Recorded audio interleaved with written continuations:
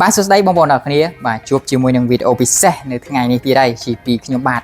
ដែលនិយាយអំពីម៉ាស៊ីនបន្សុទ្ធខ្យល់ពី Samsung ដែលវាមាន model AX46BG 5000បាទបើសិនជាលោកអ្នកកំពុងតែស្វែងរកជាមួយនឹងការការពារនៅខ្យល់ផ្លូវដង្ហើមល្អក៏ដូចជាប្រយាកាសនៃការរស់នៅក្នុងបន្ទប់ស្រស់ស្រាយមកតាមដានជាមួយនឹងវីដេអូនេះទាំងអស់គ្នាបាទនេះគឺជាម៉ាស៊ីនបន្សុទ្ធខ្យល់ដែលខ្ញុំចង់លើកយកទៅបង្ហាញចែកជូនទៅកាន់បងប្អូនអរគ្នាបាទបើយើងមើលទៅលើរូបរាងគឺពិតជាស្រស់ស្អាតមែនទែនជាមួយនឹងការរចនាគឺស្ដើងស្អាតតែម្ដងជាមួយនឹងពណ៌វិញគឺស័ក្តិសមជាមួយនឹងគ្រឿងសង្ហារឹមរបស់បន្ទប់អតិថិជនអរគ្នាតែម្ដងមិនត្រឹមតែប៉ុណ្ណោះវាមានកង់សម្រាប់ឲ្យយើងរុញផ្លាស់ប្ដូរទីទៀតផងអញ្ចឹងងាយស្រួលខ្លាំងមែនទែនជាមួយនឹងការផ្លាស់ប្ដូរទីកន្លែងនឹងមកបង្ហាញជាមួយនឹងលក្ខណៈពិសេសរបស់ម៉ាស៊ីនបន្សុទ្ធខ្យល់របស់ Samsung នេះដែលវាបានប្រើប្រាស់ជាមួយនឹងប្រព័ន្ធបន្សុទ្ធខ្យល់ជាច្រើនស្រទាប់ដើម្បីបញ្ចេញខ្យល់បានស្អាតបំផុតវាមាន pre filter ដែលអាចលាងបាន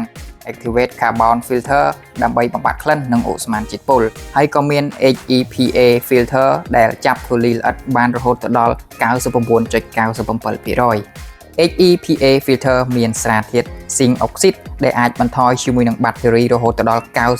99.9% ចំពោះប្រព័ន្ធស្រង់ខ្យល់ប្រភេទម៉ាស៊ីនបន្សុទ្ធខ្យល់នេះគឺជាប្រភេទម៉ាស៊ីន Front Air Tech មានន័យថាវាស្រូបខ្យល់ចូលពីមុខនិងចេញខ្យល់3ទិសដូច្នេះខ្យល់បរិសុទ្ធនឹងត្រូវបានចែកចាយលឿនទូទាំងផ្ទៃបន្ទប់ទាំងមូលវាសមស្របជាមួយនឹងបន្ទប់ទំហំ60ម៉ែត្រការ៉េ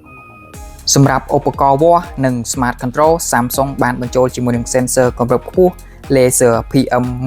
1.0 វាអាចបង្ហាញលទ្ធផលជាពណ៌និងចំនួននៅលើអេក្រង់ LED ដូច្នេះអ្នកនឹងដឹងពីគុណភាពខ្យល់បានភ្លាមៗតែម្ដងអាចគ្រប់គ្រងតាម App SmartThing នៅលើទូរស័ព្ទដៃអាចបិទបើកនិងកំណត់ពីនិតពីស្ថានភាព filter បានគ្រប់ពេលវេលាផងដែរបើអញ្ចឹងម៉ាស៊ីនបន្សុទ្ធខ្យល់របស់ Samsung model AX46BG 5000 GAST គឺជាជម្រើសល្អបំផុតសម្រាប់គ្រួសាររបស់អ្នកទាំងអស់គ្នា